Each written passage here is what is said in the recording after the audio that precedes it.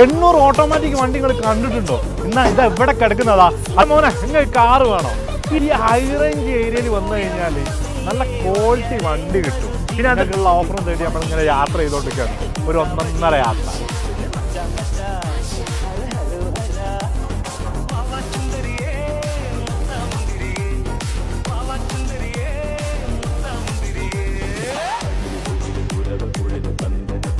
എൻ്റെ മോനെ ഒരു 800 കണ്ടോ?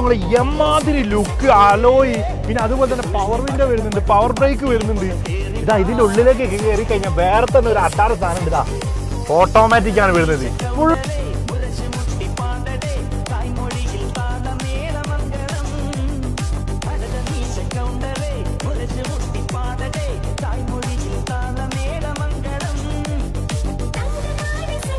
ഫുൾ ഇന്ത്യയിലും വർക്കും കാര്യങ്ങളൊക്കെ കഴിഞ്ഞ വണ്ടി, കിണ്ണഞ്ചാതി വണ്ടി.